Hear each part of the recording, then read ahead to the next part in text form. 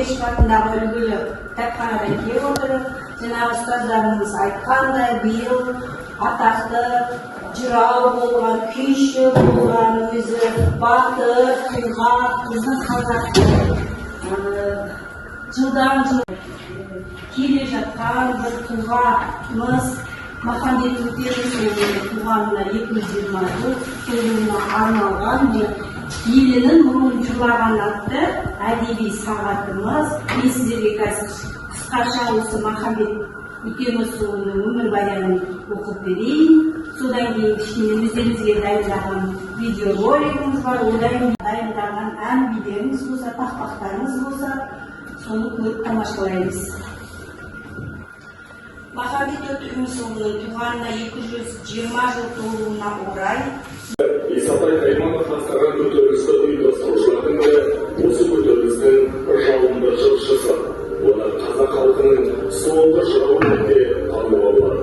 Махамбет Өтемісұлы шыққан тегі кіші жүз, Байлы шіңгелі бек шығуының, жайық тұтағынан, Нәдімістен Шыбынтай, Қалман әйелінен Құбылай туған, Өтемістен 10 ұл, Шыбынтайдан 4 ұл, Құбылайдан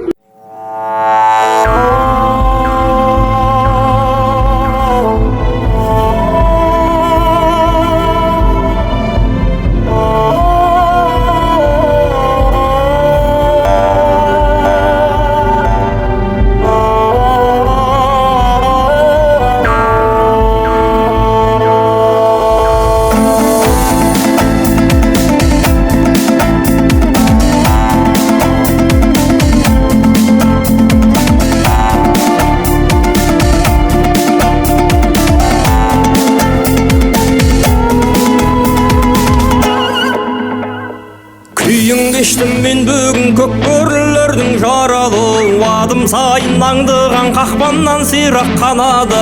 Арландарым атылып бүртелер кез даланы, айналамның барлығы шибөрі болып барады. Тексіз иттің күшігі қойдай боп жөннен қырқылды, бөрі басар дегендер сырғалы болып құртылды. Өлтірігім сақ болшы, заман келсе де мың түрлі, сыпырған мен терімді сыпырмас ешкім ұғымды.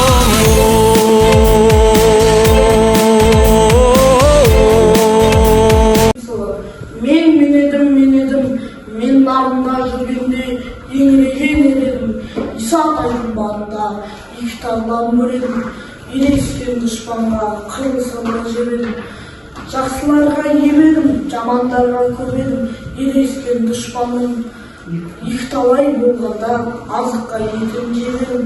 Хан баласы Ақсүйек ежелдің табанағын тысқан. Ата дұшпан сен едің, ата жау мен едім. Ежелгі дұшпан ел болмас, етектен кесіп жең болмас.